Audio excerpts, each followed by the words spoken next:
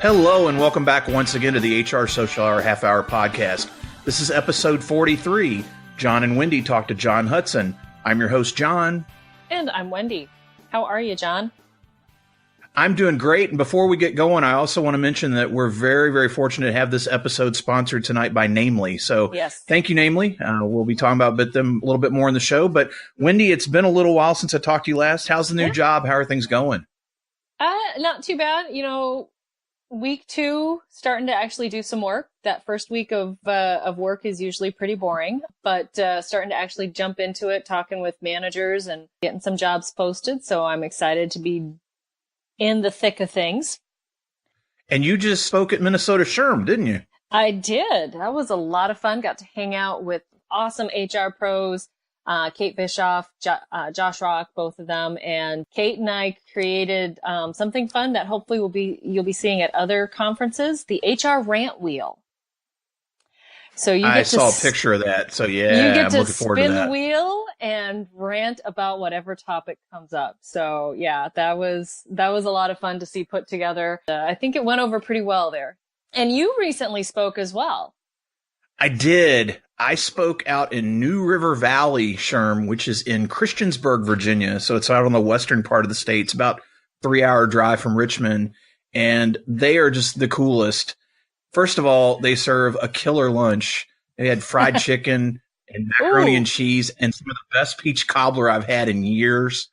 And they were an extremely gracious audience. I was talking about social recruiting and, kind of talking in those big pictures. A lot of the folks that attended aren't necessarily using social in their processes. And so we talked about that. And then we talked a little bit about the podcast. And one person just kept saying, how do I get on and find it? How do I get on and find it? So hopefully she's listening to this one. But the best part was at the end, they thanked me for coming. And then they gave me one of the coolest gifts I've gotten. And I'll have to put a picture in the show notes or somewhere. They gave me a flashlight. And it's got the New River Valley SHRM logo. And it says, thanks for shining a light on the tough topics. And I just thought that was so incredibly original and one of the neater things I've gotten. So it was great. And cool. I love, I know you love getting out there and doing it too. I mean, we've had so much fun and had some tremendous opportunities this year, and certainly look forward to seeing what next year brings as far as maybe we'll get a chance to talk somewhere together. Ooh, that would be fun. So I do have to give a shout out to the gifts from Minnesota SHRM. They gave us Pop Rocks, which I haven't had Pop Rocks in forever. So shared that with my daughters. They got to know what a Pop Rock was, and it was a lot of fun. I don't think I've had a Pop Rock since 1980, but that may be conservative. I don't know. It's been a long time. Said you rock, so it works. Yeah. That's great. That's very, very cool. Well, we've kept our guests hanging long enough while we get to kind of talk about the fun stuff. Wendy, I'll let you make the introduction and we'll get going. Super excited to welcome John Hudson to the show tonight. He is a regional HR business partner with Slalom. And 3 words describe him: HR, pancakes, and running. And we will get into all 3 of those tonight. So John, welcome to the show. And our first question, what's in your glass? Good evening, Wendy. John, first to answer that, what's in my glass? I am drinking an IPA from Spiteful Brewing. It's called a Spiteful IPA, brewed here in Chicago. So cheers. Cheers. Nice. Very fun. You're a better man than I, John. I cannot do the hops. The IPAs I can't do them, man. I tell you, and it's an acquired thing, I guess. But it is indeed. But look, I'm an equal opportunity beer drinker. So if it's cold and you put it in front of me, I'm probably going to drink it. So fair enough. I like Spiteful Brewing too. That's a great name. Yeah, it's a great name. Not that describes me in any way, but no, it's good. Well, John, we were fortunate. We had some time before we started recording to visit a little bit, but I know we've met we got a chance to meet this summer in Chicago at SHRM 18, but don't know a lot of your backstory. How exactly did you get started with your career in HR?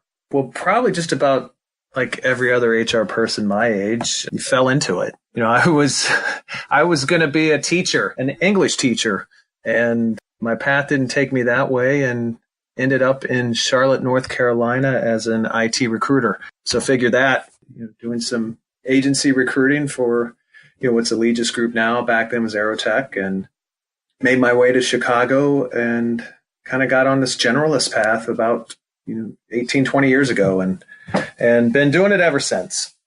You're not, there's a pattern, John and John, I'm sure that you've noticed in some of our guests who have fallen into HR with the staffing agency start.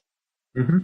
We've had several that way. I went to school to be a music teacher, so I'm right there with you. Yeah. Knew I was moving to North Carolina. I've been following my wife, and at the time was not. So I needed a job, and I knew I didn't want to get into teaching at that time. And had some friends from college who had done the staffing with Aerotech, and they're like, "Hey, why don't you be a recruiter?" And I was like, "What the hell do you do?" I'm like, "Oh, you just get on the phone and then we go out and party." I'm like, "I'm in." So, I got hired. I drove down there, and they say, "Hey, we got your job. We need you to start." And I was like, "Well, what do I do?" They go, "Just show up in Baltimore training. We'll train you from there." And it was. I do look at that though, and I'm biased, obviously, but any advice that I give for people that are either looking to get into HR or starting to get into it is to spend some time, whether it's agency recruiting or corporate recruiting. I think the agency recruiting is the way to go. I mean, that was over 20 years ago, and I'm still using the same methods, and from a call sheet to, you learn everything from rejection to sales to making offers and dealing with people not showing up on day one and termination. So I'm biased, like I said, but I think it's one of the best starts, or at least you have to do a rotation in it in your HR career. So, John, you've had many roles in your career, but we cannot skip over the fact that for several years you worked for Harpo and the OWN network run by Oprah Winfrey. So what's Oprah really like? No. But what was it really? What was it like working in that environment? And what did you learn? And any good stories about Oprah? Any that I can tell. True, yeah. To say life-changing or an experience isn't too far from the truth. How I got there is, I still kind of look back and say, how did this guy from a small town in Indiana go to work for Oprah? And, I never would have guessed it back then, but, a woman that I worked with at a previous company, she became the head of HR there and called me out of the blue and said, "I'm building a team." And I'm like, "You work for Oprah. I don't know if I can do that.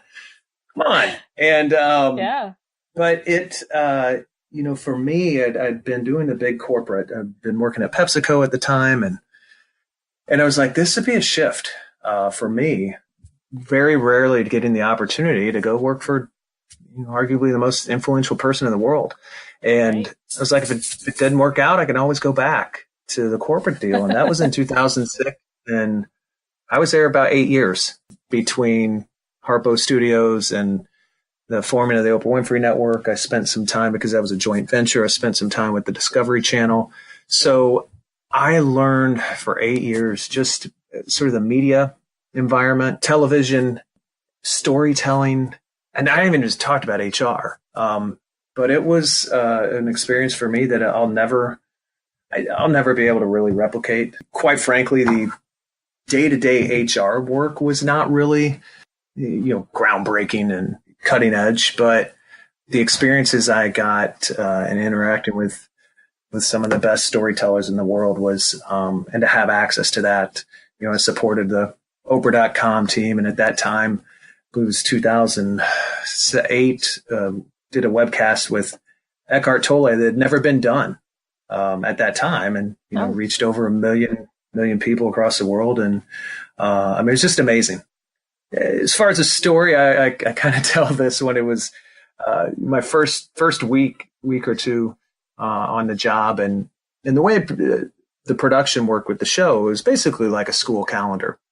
They taped shows from mid-August to around the 1st of December, had a few weeks off, came back, taped from January to May, and then basically had the summer off for all the production staff. So not for us on the internal side. So I kind of said, but it was nice. It was our summers off that we could get stuff done. And I'm in week 2, and we were in some new office space, and And I had this office, and there was just a Post-it note outside of my office. I hadn't had my nameplate yet. And, they said, hey, Miss Winfrey's coming up and coming to see the new space. And I'm like, here I was, took this new job that I'd gone from being more of a generalist role to doing full cycle benefits enrollment, recruiting, everything. And this is 2006, so I had resumes all over my desk. If anyone knows me, I'm not the most organized person. So here I am, I'm frazzled, I'm getting in new at the job, and I hang up my phone, I look up, and there's Oprah in my doorway. And she looks at me and she goes, John Hudson. I was like, wow, how'd she know me? Knowing that my name is, there's my name right in front of her. And so I get up, and here's corporate HR John Hudson goes to Oprah, and she opens her arms to give me a hug. And visually, if I could show it, but you can just picture it. So what do? I reach out to shake her hand. And she takes a look at me, and she's like, kind of like, what are you doing? She's like, come here, give me a hug. I was like, okay. So yeah, my first weekend on the job, I get a big hug from Oprah, and the rest is history. So yeah, that's my kind of onboarding experience. It's like if companies can replicate that, if you can have your CEO come in and give a hug to everyone, I said, you're on the right track for onboarding. It has to be a very interesting culture there to have someone, as big as Oprah at, the top. And I mean, I don't know what the corporate structure looks like, if she's, really in charge or if there's other people, but she's still Oprah, and she's going to have that presence that you're not going to get anywhere else. No. But yeah, back in the days, my experience when they were doing the Oprah Winfrey show, I mean, she was as hands-on. When you have your name on the product, everything was everything down to, AP, invoices going out. She was very involved in that. But I mean, in any of the production, we had our executive producers, but she saw every script and everything that happened. I mean, it was a truly hands-on experience. It was always a first person in, last to leave. I mean, but the culture there embodied the show. Yeah. When you talk about that was, I see this phrase all the time and I laugh, but the live your best life, that's Oprah. I mean, that's from her website, from what her mantra, and is always, but that came through in the culture of every story that was told, every article that was written and that's what I kind of learned from internally was, you got a lot of stuff of, oh, it's Oprah and why can't people get their own voice? And she's peddling this and that. And when you're part of it internally and you see what it takes to create that show and to create that message and the care that goes into that, it's pretty powerful. John, we talked Wendy mentioned in your introduction about pancakes. Let's talk a little bit about breakfast. And you have on your blog, you have Huddy's Hotcakes. I guess talk to us a little bit about how that came to be and where you get all your ideas on these pancakes that you serve up. Now we can talk about something good. Yeah, Huddy's Hotcakes. This has just been a crazy deal. I have two daughters, and 2012 or so, it became a Sunday morning little ritual. I had the pancakes in a bag, wherever from Costco. You just add water and an egg, and I'd whip these things up, and we kind of laugh on Sunday mornings. And then one weekend, I decided to drop some chocolate chips in there, and they're like, "Oh, you're the best dad in the world," and and then you throw some applesauce in there. But it became this kind of funny thing. And then for some reason, somebody sent me a recipe, and it was for these red velvet pancakes with a cream cheese, glaze. And I was like, there's no way I can do this. It's not in a box. This is from scratch. So, well, one day I was just kind of reading the recipe. I was like, well, shoot, I can follow a recipe. So I whipped these up. And of course, anytime you make food, you got to put it on Instagram. It was a hit. And it was kind of became this, like, well, once you've been going from, pancakes from a box to going to red velvet, you kind of can't really go back from there. No, and you can't. my audience was tough. It still is. And, then it was like, hey, Dad, what are you going to make next weekend? I just started trying things out and post them on Instagram. And then you kind of get, your friends are like, hey, what are you making this weekend? It became a discussion. People would send me recipes. And I was like, what the heck is going on here? I'm just making pancakes. But it for me, it became, one, it was a way to connect with my kids. But it was just similar to running. It kind of takes you away from the day-to-day stuff. There's a therapeutic process, and one, being able to create something like that, with your own hands, and it tastes good. It's I don't know how my pancakes are not. People are like, hey, do you make a all protein or a gluten free? I was like, if you're into any type of special diet or anything, my pancakes aren't for you. I'm going to pile it on with every bit of sugar and sweets and everything there. As I started doing a little bit more, people were like, you should start a recipe book. You should do a blog. And I was like, why? I don't know how to do this. And then it was like, why not? That's when I started the blog, my blog almost 2 years ago. It was, a big part of it was to share some of these recipes and the experience I have. And it's kind of taken a mind, a thing of its own. I've now started to incorporate it a little bit into my work. I visit various regional offices, and one time I just showed up and I was like, I'm making pancakes for you all. Came in the office Friday morning, and I don't get to some of these locations all the time. So, one, who's going to turn down pancakes? And two, right. it opened up conversation. Broke down the wall so many times for us in HR. You know what it's like. It's, oh, hey, HR's here, and oh boy, here come the police, and we've done something wrong. And it really broke a lot of those walls down and opened up some conversations. And hey, John, I've been career development discussions. It led to people sharing their own stories of pancakes when they were a kid or what they do on the weekends. And it's really been break down some barriers, if you will. You look on any of our Twitter chats or anything, somebody's like, is Hudson making pancakes? I was like, sure. Right. If I'm known as a pancake guy, I'm fine with it.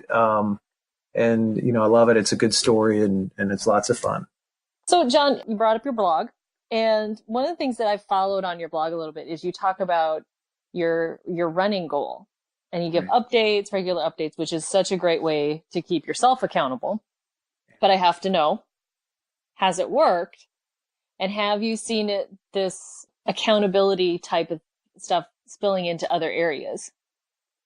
For me, I shared that writing about it, it's kind of like, even if you post something, that keeps me accountable. Oh, crap, I put this out there. People are watching. All 10 people who read this are keeping an eye on it. But for me, I've never been, when I set my first goal, it was like it's kind of how I kicked the blog off, but I'd never been much of a goal setter, quite frankly. And here we are, the cobbler's kids in HR, of pushing all of our employees to get their goals down and track those goals. And that's what, but it was more of a check the box scenario of things for work. And from a running standpoint, it was a New Year's Day, and I was first of the year. I took off for a run. I was like, I got this weird idea. I want to run 1,000 miles this year. And I looked at all my tracking, my running in the previous 6 or 7 years. Most I'd ever run was 600 miles. But, it was a long run. It was cold. It was probably running a hangover off on New Year's Day. And I was like, wait a second. I started breaking it down. I was like, 1,000 miles, that's a ton. But, what if I just did 20 miles a week? That gets me there in 2 weeks off. And I was like, how in the hell am I going to do 20 miles a week? I was like, well, just do 10 on the weekends and 10 during the week. So I started breaking it down into smaller sort of bite-sized increments. And it has really helped me. I started in 2017. I went over, I had like 1,150 miles for 2017. Then I went into there. I was like, there's something about this of really setting a goal, but breaking it down into bite-sized chunks. And then the sharing it, I think, is For me, it keeps me accountable. It gets other people talking about it. But it's pretty easy. One, I did find when you set a goal, set it on something you like. Because I'll get people to come up to me and it's like, man, I really hate running, but I think I should. And I'll look, I was like, well, then why do you want to run? If you hate something, find something different. If your goal is fitness and you don't like running, well, get on a bike, swim, cross train, whatever. But you got to have a passion and an interest for it. So my motivation is, for me, my running is my time away. It fueled my blog for 2017 because I was writing every day when I first got it started. I'd go out on a run and I'd go and sit on my back stoop and bang out the blog and have it done because of all these ideas that came in my head during running. So there's some pretty easy self accountability for me, even if I didn't write about it, because I love it. I really enjoy that, but it has spilled over into, some of my personal and professional goals too, of, don't get ahead of yourself, but have something that you can break down into, smaller sprints, if you will. That makes it a little more achievable. This episode of the HR Social Hour Half Hour Podcast is brought to you by Namely. Namely makes life easier for you and your employees. Their belief is that great companies are built on a great employee experience. That's why they were the first to create an HR platform employees love to use. Namely saves HR teams an average of 11 hours per week. That's the power of putting HR, payroll, and benefits in one spot. Plus, Namely empowers employees to answer their own questions before they even think to ask you, and it gives your leadership team direct access to the people data they need. With Namely, HR becomes more than just the complaint department. You get to focus on strategy, culture, and all the other important things you've been meaning to tackle. Join the 1,000-plus inspired HR leaders who use Namely across the globe. Get a free demo at namely.com/podcast. That's namely.com/podcast and start building a better workplace today. Now, back to the show. Well, John, it is now time for everyone's favorite part of our show, the half-hour question connection. Woo-hoo! All right. So, do you remember how you first connected with us? Well, as John mentioned, I think we all officially met in real life at SHRM 18 here in Chicago. Yeah. And I still have my HR Social Hour pen. It's sitting on my desk at work. You play with it every day. It's funny. It's my I have it right by my keyboard. And yeah, I think it was just probably a next chat or something, just meeting both of you before we even started HR Social Hour. So, but I think the true connection came at SHRM this year. John, can you talk a little bit about how networking's helped in your career and what's been really effective for you when it comes to networking? I mean, the fact that we're sitting here right now, I think is it wouldn't be possible if it weren't for networking. I was, probably got into more of much like a lot of us, through Twitter, probably back in 2010 or so. I was fortunate that met a few people and met some people locally here that made some introductions for me. But I think, part of it when I was doing that was to reach out to who are some practitioners locally and doing the same thing and the struggles that we do from an HR standpoint. So what's been effective for me, I think, is similar here, is you kind of find a connection and further that relationship, whether it's meeting people at conferences or, introducing. I've been fortunate to have some people help me out. So I try any way I can to connect people in any way that can help them. So, John, who do you read and follow for HR insights? Well, there's the usual suspects, I think, that we all follow. But I get, from an HR standpoint, and it's kind of off the path of HR, but there was a book I read last year, and I got into it more from my running. But I highly recommend this book. It's called Peak Performance, and it's written by Brad Stolberg and Steve Magnus. And Steve Magnus he's a running coach for University of Houston. Brad Stolberg worked McKinsey in the Obama administration and was a big sort of architect and analyst for Affordable Care Act. But both of them were early on stars in their career, rising stars, and hit a plateau, and some they would describe as a little bit as failure. So they really looked into this as, what's in this? How do you get sustained performance? And their equation, if you will, is stress plus rest equals growth. And stress being, not the anxiety stress, but the amount of effort you're exerting. So on anything, whether it's you're running a race, they studied consultants, they studied musicians, athletes, and what they found where they get the sustained performance is you take a high amount of stress or, where you're heavy exertion, and then you have to have a time for rest. That's re-energizing, and that's how you see sustained growth. So they put out the book, I highly recommend it. Again, it's called Peak Performance, but they write newsletters. You'll see me retweeting their stuff. I get a lot because they do put a lot of that in the workplace. And when you look at human performance, it's, it makes sense. And so I get a lot of insight from them. HBR, obviously, I think puts out some good stuff. And I'm fortunate I work for a consulting firm, and we have a organizational effectiveness practice that I get a lot of insights just talking to my employees. Gartner, we have access to a lot of their research, Gartner's research as well, the human resources. So I'm constantly looking at what's going on there. And you all, of course, HR podcast. Checks in the mail, John. Of course, Checks in the mail. Yes. Yes. How do you enjoy giving back to the HR community? I try everything. The writing, I kind of look at some of that while it has really fallen off the past couple of months.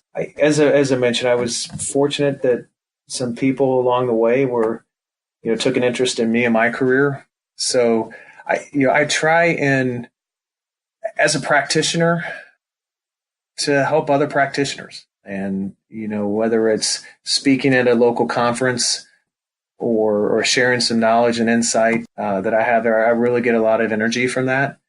John, I think we were talking about it before. It's like I admire what you're both doing here. You have day jobs, and I respect and yes, I love my HR consultants, but I really value the opinions of people that are doing the same thing I'm doing every day. You see the big ideas and the things that look great in a research paper, but you know what it's like to try and put some of these things into practice. I mean, John, you mentioned that you were at a conference earlier, and you're talking about social recruiting, and it's funny. We chuckle about it because we sit here, we've all met on social, but there's still a large part of our industry that is still either not you doing some of the basics or some things that we think is standard, and that really isn't. And there's a lot of knowledge out there to share and insights to have. So anytime I can share that, I see it a lot at our state conferences. You go to like Illinois SHRM, and 90% of the attendees are HR people one. They're working for 50 to 150 person organizations, and they are HR, they are benefits, their comp, their employee relations, all of it. And so I don't take that for granted either. Of not everybody's doing the AI and machine learning, whatever. We're just trying to get people paid, and we're still running ads in the paper that's effective for certain types of recruiting. There's nothing wrong with it, and because it works, and it's just a reality for being shorthanded from that. So it's anytime that I can share or relate or give back to that, it's something that I get a lot of energy from. John, what's your favorite movie? I've been thinking about this all the time. And it's going to go along. We're going to have a theme here, but it used to be for the longest time. I loved the movie Braveheart. Oh, it was, and still, yes, I have a DVD player still. I'll throw that in. But from a really serious movie, that I love that one, just from typical humor that is made Dumb and Dumber, from just some mindless stuff. But unfortunately, I don't get to the movies a lot for grown-ups anymore. So if you want to rattle off some Disney genre, I'll give my favorites in that. But yeah, I'm dating myself in the movies. Just that's probably when I stopped going to the theater for grown-up movies, and got on the kid track from '04 on to now. So, but and I'm a Star Wars. I like some of the Star Wars genre too. It's good. How about your favorite musician or band? Again, this is all across the board, but I'm a Gen Xer, so I love a lot of the sort of that grunge and rock from the early '90s. Whether it was Pearl Jam or Foo Fighters. I also have just growing up on the west side of Indianapolis, I had an affinity for hip hop and rap growing up as a teenager. So my kids make fun of me as I'm listening to Drake, and before long ago, I was a huge Kanye fan, but I love Snoop Dogg and Dr. Dre and Eminem. So that was, and then I just got a little country music kick. So I'm hitting them all. So you get all over the board. If you see my playlist, you're usually like, what is your problem? But it's, it's good. It keeps me, it kind of goes with the way my brain works, all over the board. How about a favorite TV show? I don't watch I was just thinking about this. I just got Netflix this year, like 3 months ago. So I watch a lot of live sports. I love sports. If I were to say a TV show, I guess we can say Netflix counts nowadays. And I just got into it. It is the darkest, most insane show. If you've watched Ozark with Jason Bateman, I'm like caught into it. But then it is just the darkest. And I don't know why I like it, but one, it's probably the only show I've been watching lately. But outside of live sports, I'll probably have to go with that one right now. That's kind of what I can call in there. We enjoy the Goldbergs from a network TV standpoint. Well, John, I always look for connection, and I'm of the same vintage, so have a lot of similar tastes when it comes to music and movies. But I have to say that this episode, the fact that you worked and got a hug from Oprah, I'm going to have friends that do a Tom Cruise podcast that are going to flip out because they're always trying to find somebody that has met her, and they have a friend that has met Tom Cruise but has not met Oprah. So I win. You help. There you go. And you can tell them. I've sat on the couch that Tom Cruise jumped up and. Even better. Oh, even better. There you go. Well, that was when I first started. My mom sat on that couch. When I took my mom on the tour of the studio, she goes, "Oh my God, that's the couch, isn't it?" And I was like, "Mom, what are you doing? You're going to get me fired." And she's sitting on the couch, and I was like, "Oh well." So there you go. You can one up them on that. Well, having said that, then, so if you're not watching those movies, if you're not listening to that 90s music, if you're not watching sports or Ozark, what else do you like to do outside of work? Running, obviously family activities and spending time with my daughters are freshmen and sixth graders. So if I'm not trying to understand what kind of homework they're doing and hanging out with them, my weekends are usually occupied with a nice morning run and occasionally a cocktail. That sounds nice. Yeah. So, John, if you didn't end up falling into the HR profession, what do you think you'd be doing professionally now? I mean, it's a goal of mine, and it's silly, but I'm following it. I'd have a pancake shop on either lake or beach town, and I'd probably be open Saturdays, Sundays from 6 a.m. to noon, maybe on a Wednesday, and then spend the rest of my time looking up recipes for that, or running, or whatever. It's something I enjoy, and I can kind of see myself doing that here. If I wouldn't, it's gonna be plenty of HR running there's be plenty of HR running a restaurant anyway. So I'll use that experience. Oh yeah. There you go. Well, and there's probably a market out there for people that just want to go have pancakes. I know there is. Yeah. Yeah, I think there's at least one chain restaurant with the name. And I mean, you're in Chicago, for crying out loud. You've got Walker Brothers and all those other plaplaces around there. So Walker Brothers is right. It's like a mile from my house, and I'm going to introduce myself and see how I can potentially take over that market. Well, John, nice. I never say never. we've all had long, strange trips along the way, and you never know where it'll go. Yes. But I want to congratulate you for surviving this strange trip with us tonight. Oh, this has been awesome. Survive the question connection and the conversation at large. For those listeners that don't know you, that aren't following you, here's your chance to tell them how to find you out there.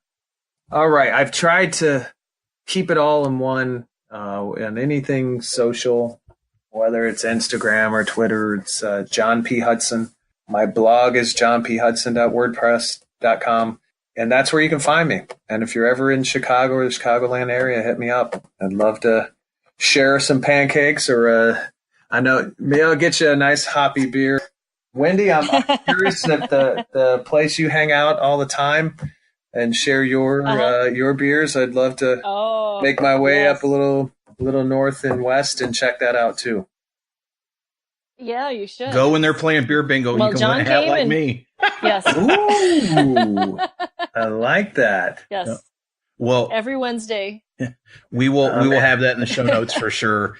And Wendy, how about you? How can the listeners find you out there? Best way to find me is on my blog, mydailyjourney.com. Daily is D as in dog, AILEY. And you'll find all sorts of other connections to me there. And of course, the fourth Sunday of each month, 7 p.m. Eastern time, you'll find me on Twitter as part of the HR Social Hour monthly Twitter chat. How about you, John? Easiest way to find me, hrsocialhourpodcast.podbean.com. If you go there, you'll find all my social links, and then you'll find the show. And if you see an episode you haven't listened to, you can download it directly if you're not listening through one of the podcatchers that's out there. But listen, rate and review, and share with a friend. We really, really do appreciate that. So, again, want to thank Namely for sponsoring this episode, and John, once again, for you coming on board. And so for the HR Social Hour Half Hour Podcast, I'm John. And I'm Wendy. And as always, be sure to connect, give back, and network. Take care, everyone. We'll see you soon.